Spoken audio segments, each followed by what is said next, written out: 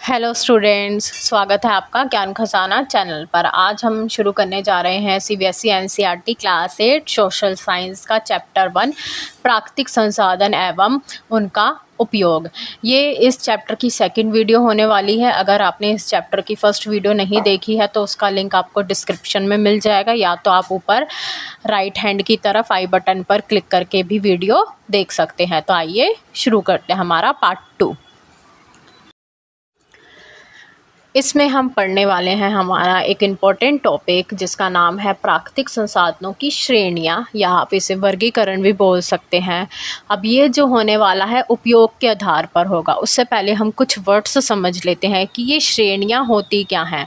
जैसे अब आप बहुत सारे स्टूडेंट्स हो, एक ही क्लास में तो सभी नहीं आ जाते। सभी स्टूडेंट्स को अलग अलग सेक्शन दिया जाता है, section A, section B, section C. तो इसी को हम हिंदी में श्रेणियाँ या वर्गीकरण भी बोल सकते हैं। जो भी संसाधन होते हैं उनको उनके यूज़ के हिसाब से, उपयोग मतलब यूज़ के हिसाब से जो है हमने 3 पार्ट में डिवाइड कर रखा है। पहला क्या है, पहली क्लास या आप श्रेणी किसको बोल सकते हो, जीवन के लिए आवश्यक संसाधन, मतलब जो हमारे जीवन जीने के लिए इम्पोर्टेंट है। दूसरा, सामग्री के लिए संसाधन जिसका यूज़ किसी दूसरे चीज़ को बनाने में किया जाता है। थर्ड, ऊर्जा के लिए संसाधन, ऊर्जा मतलब लाइट एनर्जी, ये सब आपकी ऊर्जा में आ जाती है। इनके बारे में हम अच्छे से आगे पढ़ने वाले हैं।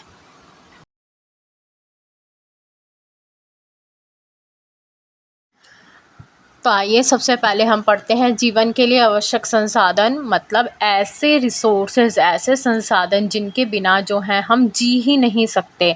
अगर ये संसाधन हमारी पृथ्वी अर्थ पे ना हो तो हमारा जो जीवन है, लाइफ है, वो ख़त्म हो जाएगी। जैसे वायु, जल, भोजन, मिट्टी। अब आप बताओ, क्या आप इन तीनों में से किसी भी चीज़ के बगैर रह सकते हो? चलो, पानी हमें ना मिले तो हम कुछ घंटे के लिए सर्वाइव कर सकते हैं। हम भोजन, हमें खाना ना मिले तो हम कुछ घंटों के लिए सर्वाइव कर सकते हैं। वायु मतलब हवा, अगर हवा हमें ना मिले तो हम 1 मिनट भी जो है अपने आप को जो है सर्वाइव नहीं कर पाएंगे। तो ये जो चीज़ें हैं हमारे जीवन के लिए बहुत इम्पोर्टेंट है। वायु, हवा किस लिए काम आती है? सांस लेने के लिए। पानी के अलग अलग यूज़ होते हैं, सब्ज़ी बनाने के लिए, नहाने के लिए और पीने के लिए। मोस्ट इम्पॉर्टेंट क्या है? पीने के लिए। और भोजन उगाने के लिए भी होता है, और भोजन के लिए हमें मिट्टी पर भी निर्भर रहना पड़ता है। जो सब्जियां होती है वो एक ही मिट्टी पर नहीं उगती, अलग अलग सब्जियों के लिए अलग अलग तरह की मिट्टी हमें चाहिए होती है। इसलिए ये हमारे जीवन के लिए सबसे इम्पोर्टेंट रिसोर्स हैं। अगर इनमें से किसी एक की भी कमी हो जाए तो हमारे जीवन पर बहुत बड़ा इफ़ेक्ट पड़ सकता है। सेकंड कैटेगरी इज़ सामग्री के लिए संसाधन। अब सामग्री का मतलब क्या होता है कि आपको जो भी प्रकृति, नेचर से चीज़ मिल रही है, आप उसका यूज़ जो हो किसी दूसरी चीज़ को बनाने में कर रहे हो। हमने चैप्टर 1 में भी इसके बारे में थोड़ा हल्के से पढ़ा था। जैसे हमें लकड़ी जो है प्रकृति, नेचर से मिलती है, इसका यूज़ हम फर्नीचर वगैरह बनाने में करते हैं, पेपर वगैरह बनाने में करते हैं। दूसरा हो गया संगमरमर के पत्थर, जो हमें नेचर से मिलते हैं। इससे हम भवन मतलब बिल्डिंग्स वगैरह और मूर्तियाँ वगैरह बनाते हैं। लोहा, कोयला और अन्य खनिज जो भी हैं उनका यूज़ उद्योगों में किया जाता है। उद्योग मतलब फैक्ट्रीज़ वगैरह में किया जाता है। थर्ड कैटेगरी इज़ ऊर्जा के लिए संसाधन। अब ये जो संसाधन है ये भी हमारी लाइफ का एक इम्पॉर्टेंट हिस्सा है। इसके बगैर जो है हम अपने डेली लाइफ जो है इमेजिन नहीं कर सकते। जैसे कि बिजली, परिवहन मतलब ट्रांसपोर्ट, मेट्रो, बसेस वगैरह। उद्योग और मशीनों को चलाने के लिए ऊर्जा, उद्योग मतलब फैक्ट्रीज़ और मशीनों को। आप घर में भी बहुत सारी मशीनें यूज़ करते होंगे, जैसे हो गया लैपटॉप, टीवी, या आपके किचन में मम्मी मिक्सी वगैरह यूज़ करती होगी। ये सारी मशीनें हैं, वॉशिंग मशीन वगैरह। इन सबको चलाने के लिए ऊर्जा, एनर्जी की ज़रूरत होती है। और यही एनर्जी जो है हमें अलग अलग प्राकृतिक संसाधनों से मिलती है, जैसे कोयला, पेट्रोलियम, प्राकृतिक गैस, जल, सूरज और पवन। अब दोबारा से हमारा एक टॉपिक आ गया प्राकृतिक संसाधनों का वर्गीकरण, मगर ये वर्गीकरण किसके आधार पर है कि हमें वो दोबारा मिलते हैं या नहीं। जैसे कि अभी हमने स्टार्टिंग में पढ़ी थी ना 3 श्रेणियाँ, 3 क्लासेस, मैंने आपको समझाया था सेक्शन ए, सेक्शन बी। ये भी कुछ उस तरीके से ही है कि हमें कौन से संसाधन रिसोर्सेज है जो दोबारा मिल सकते हैं और दोबारा नहीं मिल सकते। तो इसमें बेसिकली 2 चीज़ें हैं आपकी, नवीकरणीय संसाधन और दूसरी अनवीकरणीय संसाधन। तो आइए इनके बारे में और अच्छे से पढ़ते हैं। फर्स्ट कैटेगरी इज़ नवीकरणीय संसाधन, जिसको हम इंग्लिश में बोलते हैं रिन्यूएबल रिसोर्सेज। ये दोनों टॉपिक जो हैं इम्पोर्टेंट होने वाले हैं, तो आप इन्हें जो है अच्छे से समझना। अब नवीकरणीय संसाधन, नवीकरणीय का मतलब क्या होता है, जिनको हम दोबारा प्राप्त कर सकते हैं, जिनको हम दोबारा यूज़ कर सकते हैं, ठीक है, उन्हीं को हम नवीकरणीय संसाधन बोलते हैं। जैसे आपका क्या हो गया, पानी, वन, सूरज, पवन, हवा, ये सब आपके जो है नवीकरणीय संसाधन हैं। अब इनका यूज़ भी हमें ऐसा नहीं है कि ये हमें दोबारा मिल जाते हैं तो हमें इनका यूज़ जो है फालतू में कर लेना है, नहीं, हमें जो इनका यूज़ जो है वो संतुलित और सोच समझ कर करना है। संतुलित मतलब बैलेंस्ड यूज़ करना है। आप में से कई बच्चे होंगे जो क्या कर देते होंगे, टूटी खोल देते होंगे और पानी बहता रहता होगा और टूटी बंद करना भूल जाते होंगे। अब इससे क्या होती है, जल की बर्बादी होती है। तो अब जल हमें जो है पूर्ण दोबारा मिल जाता है, मतलब इसका मतलब ये नहीं है कि हम उसे जो है बर्बाद करेंगे।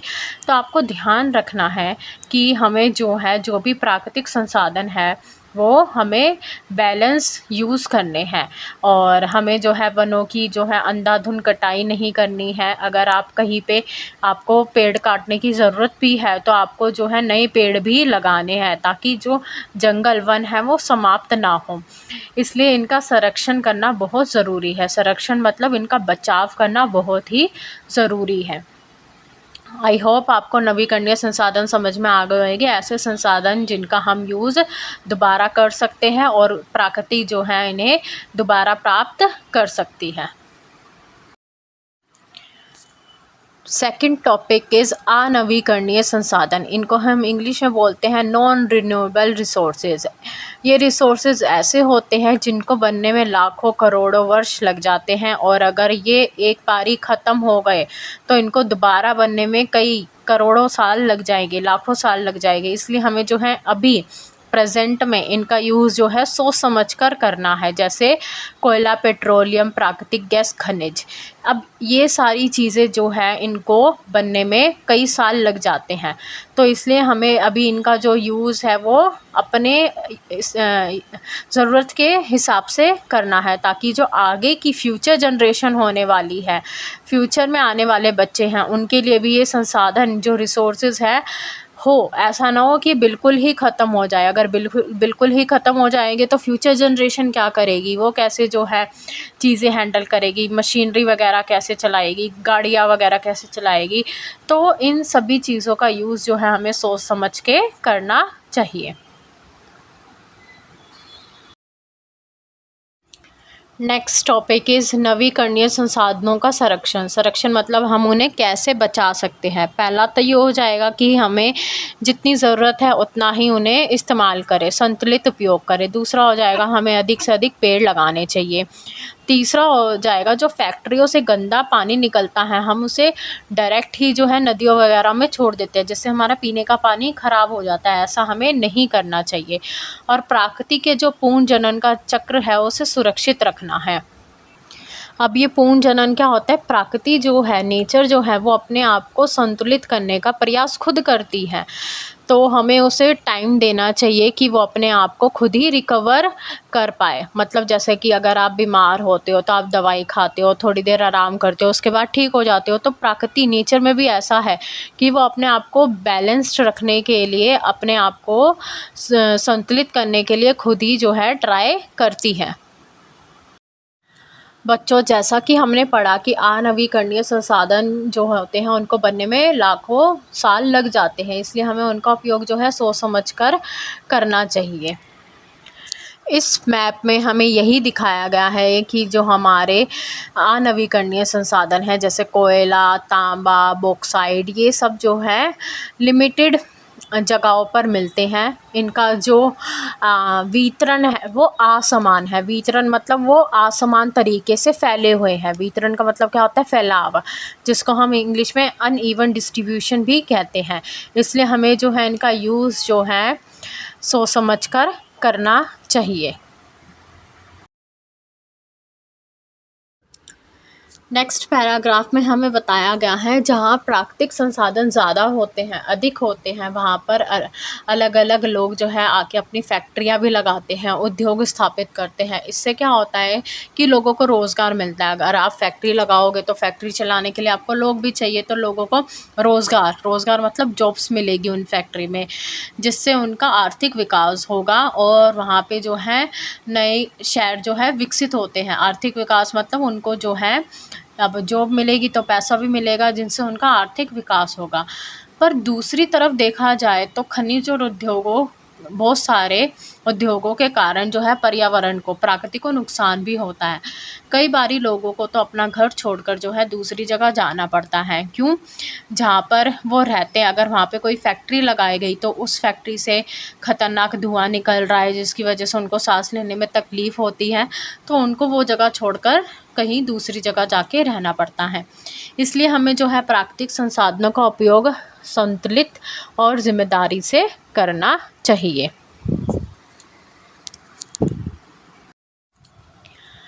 आई होप आपको इस वीडियो में पढ़ाए गए टॉपिक्स अच्छे से समझ में आ गए होंगे। तो अब मिलते हैं नेक्स्ट वीडियो में, तब तक के लिए जो है वीडियो को लाइक करना ना भूलें और चैनल को सब्सक्राइब करना ना भूलें। मिलते हैं इस चैप्टर के पार्ट 3 की वीडियो में।